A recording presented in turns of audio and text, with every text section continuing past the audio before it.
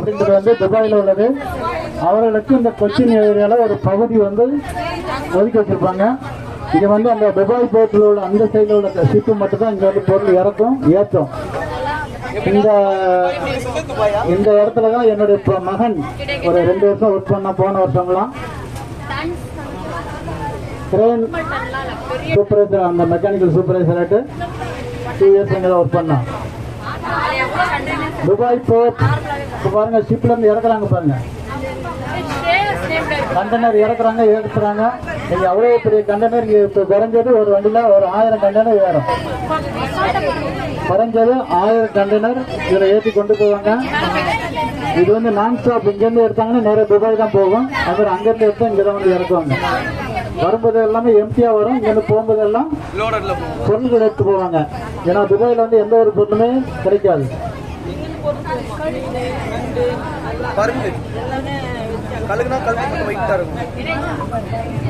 ஒரே சைட்ல நிற்க கூடாது, அதே பார்த்துக்கிடுங்க. நம்மளுடைய சேஃப்டி முக்கியம்.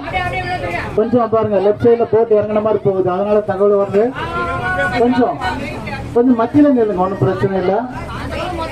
பாருங்க 2வது ஷிப் வருது பாருங்க.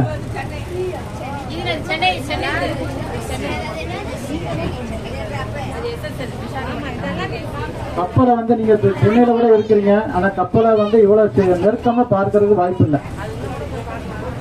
தூரமா பார்க்கலாம். இது பாருங்க, இவ்வளவு நெருக்கமா ஒரு 50 அடி தூரத்துல நம்ம பார்க்கிறோம்னா அது கொச்சின்ல மட்டும் தான் எனக்கு தெரிஞ்ச, வேற எங்கேயுமே இந்த மாதிரி வசதி கிடையாதுங்க. கப்பல் பார்த்தா சின்னதா இருக்கும். எத்தனை மீட்டர் இருக்கும் பாருங்க லென்த்து. சரி, கீழே எத்தனை ஆழத்துல போகுது சொல்லுங்க பார்ப்போம். கப்பலுக்கு கீழே எத்தனை ஆழம் இருக்கு?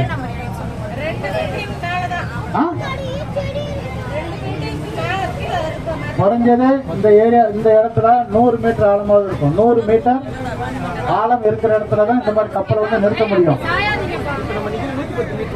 ஆமா, 100-110 மீட்டர் அளவுல தான் இருக்கும். அந்த அளவு இருக்கும் பாருங்க, அதுலயே அளவு இருக்கும்.